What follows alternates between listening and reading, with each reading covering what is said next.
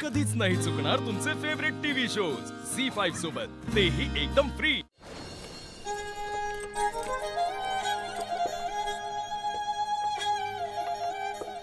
पारू, मला फक्त तुझे डोळेच नाही तर तू पण आवडतेस। एक व्यक्ती म्हणून, एक माणूस म्हणून, एक मैत्रीण म्हणून, आणि आता तर आयुष्यभरासाठी एक पार्टनर म्हणून। मला कळलंच नाही की मी तुझ्यावर प्रेम करतो ते। माझ्या आजूबाजूचं जग मला ओरडून ओरडून सांगत होतं की मी तुझ्या प्रेमात आहे म्हणून, पण कदाचित ती वेळ आली नव्हती, आता आली आहे। मला तुला सांगायचं आहे की मी तुझ्यावर किती प्रेम करतो ते। मला माझं प्रेम व्यक्त करायचं आहे। पण तुला असं तर नाही वाटणार ना की इतके दिवस हा आदित्य डोळ्यांवर प्रेम करत होता, समोर होते तेव्हा त्याला कळलं नाही, आणि आता त्या डोळ्यांच्या शोधात इथपर्यंत आलाय।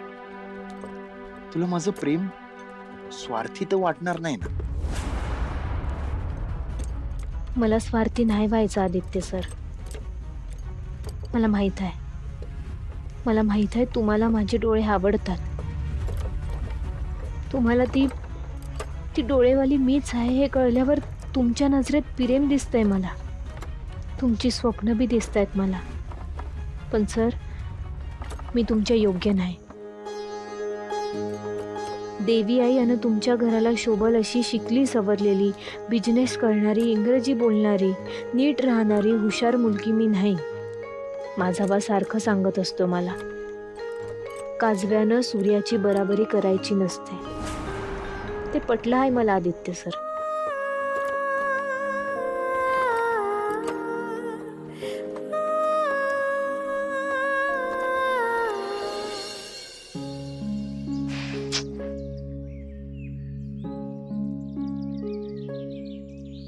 आदित्य दादा आणि प्रीतम तिकडे गेले ते तिकडेच रमले वाटतं, काही कळवलं पण नाही।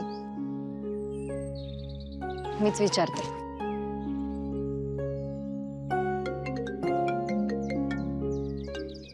हॅलो, 100 वर्ष जगणार आपण। आपण हा, आता आपण दोघं एकत्रच जगणार ना। जस्ट तुझी आठवण करत होतो। काही आठवण वगैरे येत नव्हती तुम्हाला माझी।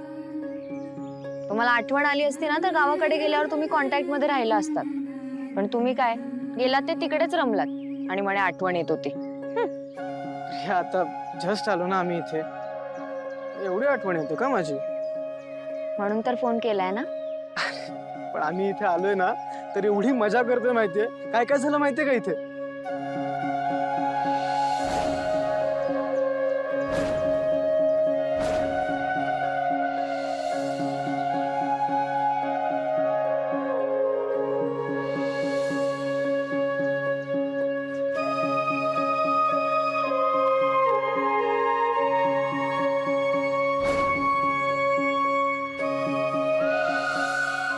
आता तुमचं हे सगळं ऐकून ना मलाही असं वाटतंय की मी यायला हवं होतं तुमच्यासोबत। हा, पण आम्ही इथे जास्त वेळ राहू असं वाटत नाही आम्हाला। नाही म्हणजे दादा आणि पारू मधला प्रॉब्लेम ना तो सॉल्व्ह होत चाललाय। पारूला घेऊनच परत येऊ बघ तू। चालेल, लवकर परत या, मी आतुरतेने वाट पाहते पारूची आणि तुमची पण। मला पण तुझी खूप आठवण येते ग, येतो लवकर। बाय।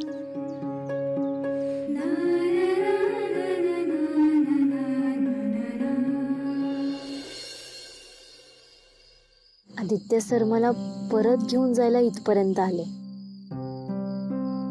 मागच्या वेळी ते मला घरला परत घेऊन जायला आले होते, पण त्यावेळी गोष्ट जरा वेगळी होती। पण आता मला काहीतरी वेगळंच वाटलं। मागच्या वेळी त्यांच्या नजरेत मला मैत्री दिसली होती,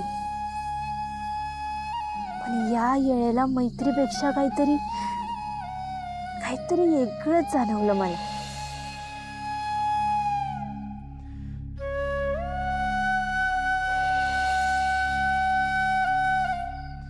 आदित्य सरांच्या नजरेत मला